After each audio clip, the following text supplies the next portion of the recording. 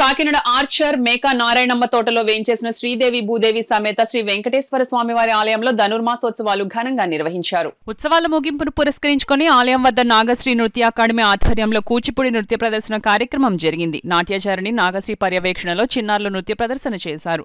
చిన్నారులు ప్రదర్శించిన నృత్యాలు అందరినీ విశేషంగా ఆకట్టుకున్నాయి. అనంతరం జరిగిన బహుమతి ప్రధానోత్సవ కార్యక్రమంలో పాల్గొన్న సానా సతీష్ బాబు ఫౌండేషన్ తలాటం హరీష్ ముందుగా ఆలయంలో స్వామివారిని దర్శించుకుని పూజలు చేశారు.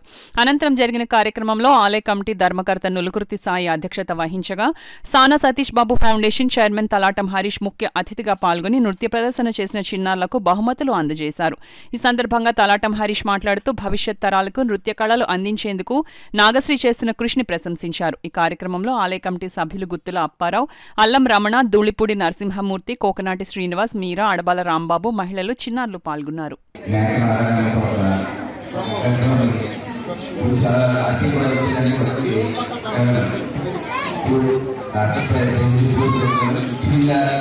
ఈ రోజుల్లో అంతరించిపోతున్న కాలంలో నాగశ్రీ గారు మంది చేస్తారంటే చాలా అర్థంగా ఇలాగే అకాడమీ నాగశ్రీ గారు ఏ పరమైన వాళ్ళని ముందుకైనా అవసరమైన మాకు ఆలోచించుకోకుండా ఏదైనా అవసరమైన మొత్తం